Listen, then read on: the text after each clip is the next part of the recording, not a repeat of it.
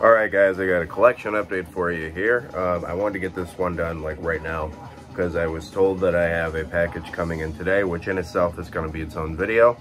So I'm probably going to film that maybe tomorrow. I'm not sure quite yet, but it won't come out until next week. But yeah, I am listening to Shotgun Justice by Razor in the background and throwing it around as well. It's part of the listening process as far as I'm concerned. So this first thing I got here, it's going to be pretty much all metal. The one might be an argument, but I don't care. This first one is a box set that I got of Tokyo Blade. This is Knights of the Blade. So it's a 4-disc compilation of the first 3 full lengths and then a singles and EPs disc. So it's kind of like that stupid Obituary set where it's like an open box and then it's got the LP. It's got each one of them in like a single sleeve LP deal. But Tokyo Blade is a really awesome new wave of British heavy metal band. From the first album was '84, which is Tokyo Blade, then Night of the Blades Tokyo Blades '83, Night of the Blades '84, Black Hearts and Jaded Spades '85. So they're pretty much right in the midst of all that, as it was all coming out and, you know, influencing all the thrash metal bands. This band's pretty speedy, pretty quick. They have a little bit different of an aesthetic to them, which I think is pretty cool. The first thing I got into with these guys was Night of the Blade, and I liked that it was a lot speedier than a lot of the new wave of British heavy metal bands. You know, like around this time, what was Judas Priest doing? Like Point of Entry or something? A little stinky there, but yeah. Tokyo Blade. Great full length. Next, something I picked up off Amazon. The 10th anniversary edition of Captain Morgan's Revenge by Ailstorm. I just want to get all the Ailstorm material. This is a nice kind of hard digibook digibook case. The second disc is Live at Summer Breeze in 2015. So this is basically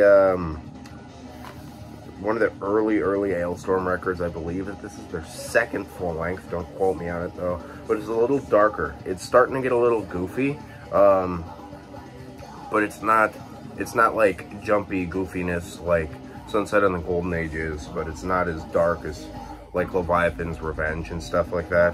Or not Leviathan's Revenge. What is that one called? Man, I don't know. I just woke up, guys. So I hope you enjoy it. But yeah, songs like Wenches and Meat are great. The Huntsman's awesome. Nancy the Tavern Wench. Terror on the High Seas. Great tune. Next, I checked out this album at work the other day, and I went to my local shop and immediately picked it up right afterward. This is Forest of Equilibrium by Cathedral. Cathedral is kind of like a doom band. Got some stonery elements, but this is a lot more of a straight up doom album compared to some of the stuff that they did after this. This came out in 1991. Earache Records release, and the Return to the Forest DVD, which honestly I don't even know what it is. I don't really care. I don't ever really watch the DVDs that come with my CDs. Oh, it's a 40-minute brand new documentary with key original band members filmed in Coventry in 2009. And also features interviews with infamous cover artist David Patchett, an in-depth exploration of the formation of Cathedral, the recording of Forest of Equilibrium, and the impact of the record on the metal scene. And then it's all chaptered out on the back there. That goes to show how observant I am, but it's a great record. I mean, if you like classic doom and stuff like that, I see nothing to complain about. Oh, I forgot I have 2 tapes to show as well. So this first one is going to be In God We Trust by Stryper. Stryper being like a Christian kind of heavy metal, sort of power E metal band. I really like the, what is the other one? I don't remember. I have it right over there, but I like that one a little bit more. This is a cool album. I don't really I don't really listen to tapes as much as I probably could, but it's good to have. Next, a score. I got both of these for 10 cents a piece at a garage sale. This is Trouble with their self-titled album Trouble. So Trouble has a lot of stonery elements in there. If you are not familiar with them, they're a doom metal band from what would probably be considered local to me, which is Cary, Illinois. It's kind of still like 40 minutes away, but it is nonetheless local enough for me to be excited about. So Trouble's got a lot less of the epic doom kind of brooding speed or brooding heaviness like Cathedral had on that album, and this has more of an embrace on the stoner element. There's almost a ballad on here. It's pretty slow, and it's a great record, man. Trouble's a great band.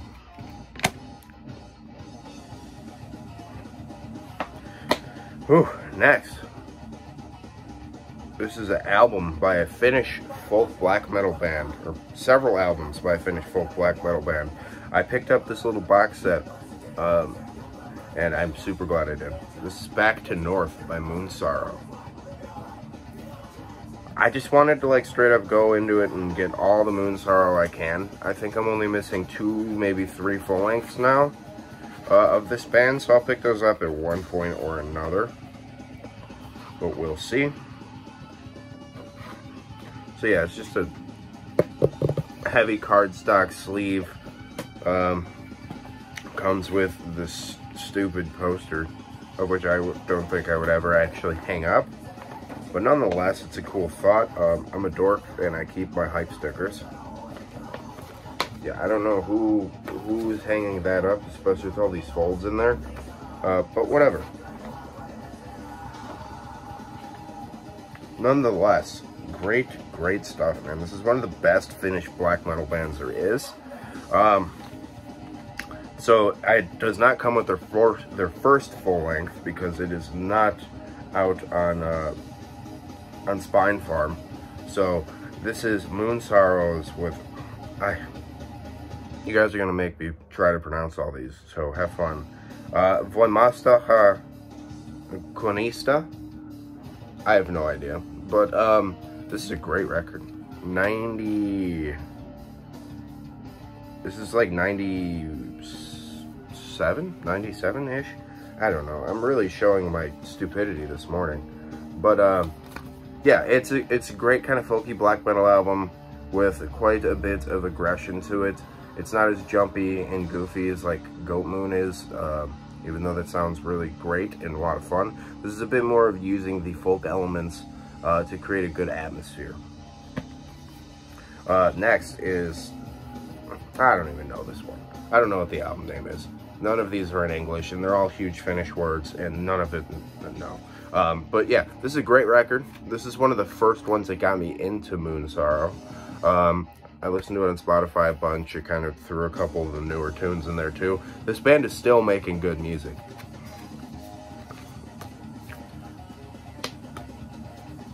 See, that should have been the poster. That's something you might want to hang up. Great stuff.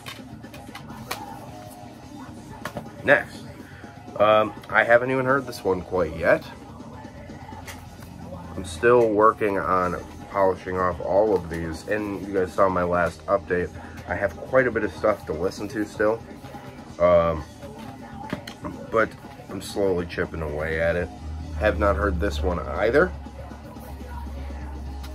but nonetheless, I entirely trust Moonsorrow's capability. Oh, this box set's put out by Hammerheart Records, by the way. Yeah, they always do pretty quality stuff. And this is a pretty popular Moonsorrow release. This is this EP. Really awesome cover art. Opens and folds out to be like that.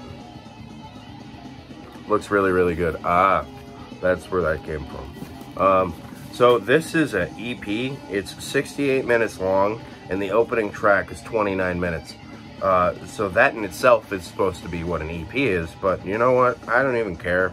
It's a great record, and it's like it's like having 5 full lengths by Moonsorrow. So I have nothing to bellyache about, and nor will I.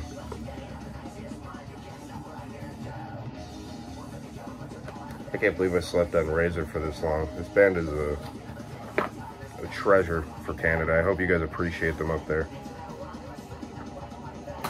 Next, so these next three I got from my buddy for my birthday, which was a week or two ago, 3 weeks maybe.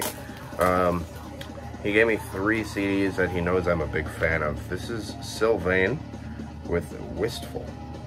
So Sylvain is more of a post-rock kind of ethereal soundscape album. It's got little tinges of black metal influence for sure on it. It is the woman who had a hand in Alcest for a couple of albums. So it is French, and it's out on Season of Mist. It's really, really awesome, dense atmosphere. The Metal Archives doesn't put it on their page, so if that's anything to how you think it might sound, I don't really know. But yeah, Sylvain, cool stuff. I put all my digipacks in these sleeves nowadays. At least I've been working on it. I ran out. I actually just got some this yesterday. But I need to put on some of these guys here.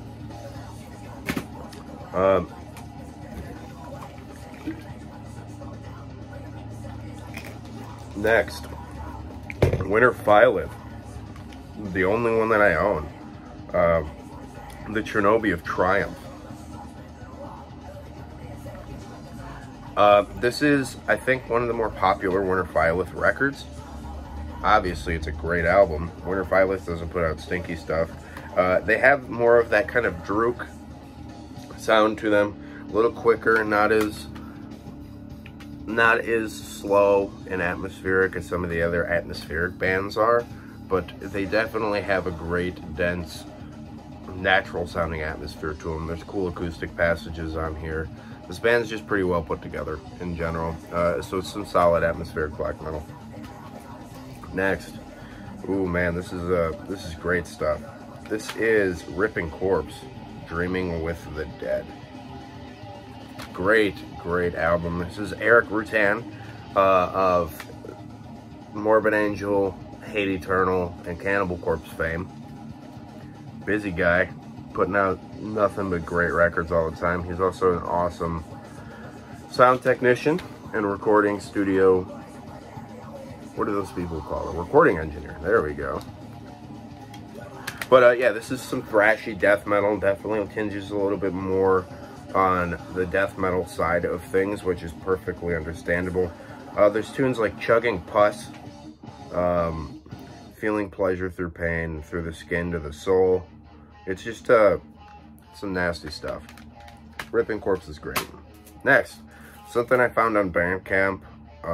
Saw the limitation was going and I just had to buy it up real quick. So this is a digipack of which I have to open. It is Fahrenholt by the Waters of Awakening. So this is some epic black metal from, I believe these guys are UK based, maybe?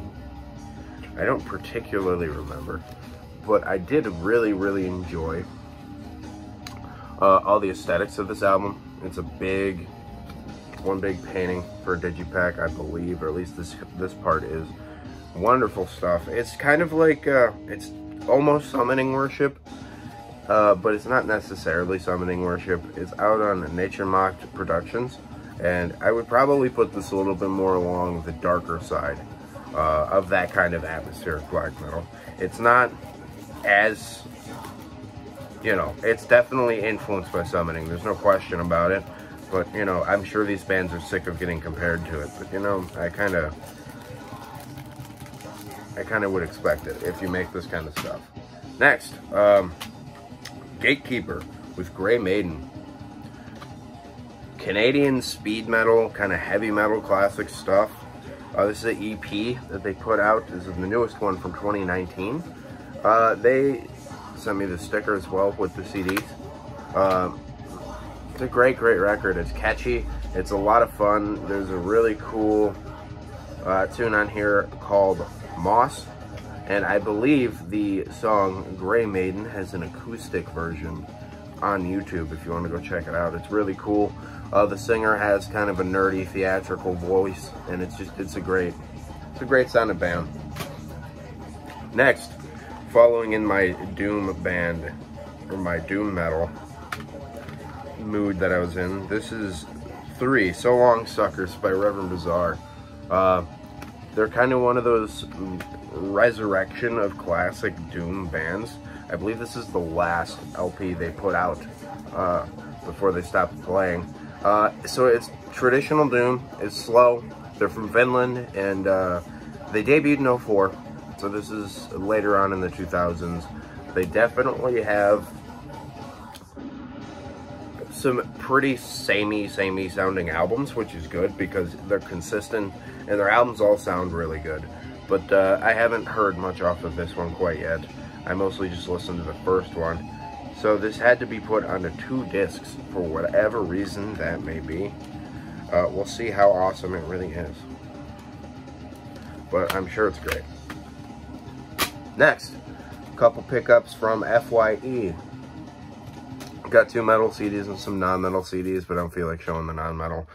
This is Follow the Reaper by Children of Bodom. Great record. Children of Bodom's one of those classics. Something you gotta have if you're kind of a death metal fan, or maybe a power metal fan and trying to get into some death metal. This would be a great one. But you know, Bodom After Midnight's on here. Hate Me, which is a pretty popular tune for theirs. Follow the Reaper's the opening track. Yeah, Northern Comfort, Kissing the Shadows. Great stuff. Melodic, beyond belief. Speaking of melodic, this is the Jester Raised Black Ash Inheritance by In Flames. In Flames got really bad later on in their career, but that's pretty obvious to most people. So this is a early album. I believe it's their 2nd full length. It's super melodic. It's well put together. It's just a great record. And I know that this is before they kind of switched. I know something like most of In Flames wound up joining At the Gates, and most of At the Gates wound up going off to be in Flames. And I don't know if that's still the case, because I don't want to have to point a finger at anybody to be responsible for what this band is creating now. But this is awesome melodic death metal. Definitely a need-to-have album.